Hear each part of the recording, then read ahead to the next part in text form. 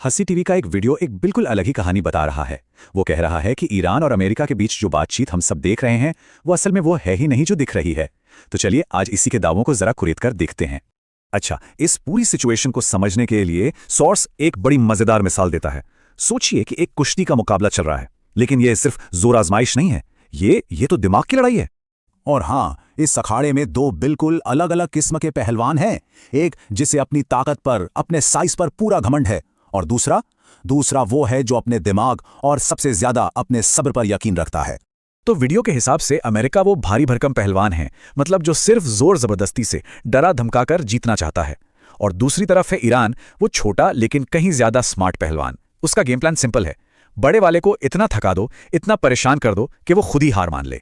तो सवाल ये उठता है कि ये शांति की बातें, ये बातचीत, ये सब क्या है फिर? सोर्स का दावा है कि ये कोई शांति की कोशिश नहीं है। नहीं, ये तो दुनिया की आंखों में धूल झोंकने के लिए बनाया गया एक बहुत बड़ा जाल है, एक भ्रम है। देखिए, यहां पर दो अलग अलग कहानियां चल रही हैं, बिल्कुल एक दूसरे से उलट। एक कहानी वो है जो ऑफिशियल है, जो सबको बताई जा रही है कि देखो हम डिप्लोमेसी से, बातचीत से मसला सुलझा रहे हैं, टेंशन कम कर रहे हैं। और फिर है दूसरी कहानी जो ये वीडियो बता रहा है, और वो ये है कि ये बातचीत असल में बस एक ब्रेक है, एक स्ट्रेटेजिक पॉज, ताकि अगली लड़ाई की तैयारी के लिए थोड़ा और वक्त मिल जाए।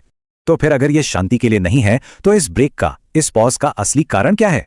सोर्स के मुताबिक जवाब 3 बड़ी वजहों में छिपा है, और इसकी शुरुआत होती है उस भारी भरकम ताकतवर पहलवान की कुछ ऐसी कमजोरियों से जो बाहर से दिखाई नहीं देती।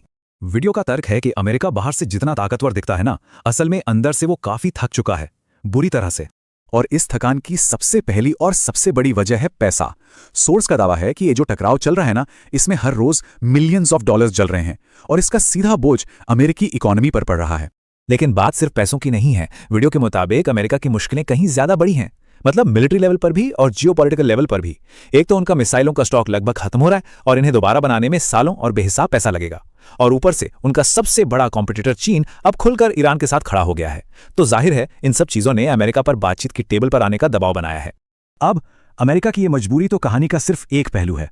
सोर्स के मुताबिक इस पूरे खेल में एक और बहुत बड़ा खिलाड़ी है, और उसके जो अपने लॉन्ग टर्म गोल्स हैं ना, वो इस इलाके में किसी भी तरह की परमानेंट शांति को, समझिए, नामुमकिन बना देते हैं। वीडियो यहां एक बहुत ही चौंकाने वाला दावा करता है। वो कहता है कि इजराइल का जो अल्टीमेट स्ट्रैटेजिक गोल है वो है साल 2030 तक ग्रेटर इजराइल बनाना, और ये बात वीडियो के अनुसार उनके रब्बियों ने कही है। और इस गोल को हासिल करने के लिए सोर्स एक 3 स्टेप प्लान का जिक्र करता है। पहला, आसपास के उन देशों में सरकारें बदलना जो ग्रेटर इजराइल के नक्शे में आते हैं। दूसरा, यरूशलेम में अल अक्सा को तबाह करना। और तीसरा, मसीहा के स्वागत के लिए तीसरा मंदिर बनाना। अब जाहिर है इस प्लान को पूरा करने के लिए पूरे इलाके में उथल पुथल चाहिए।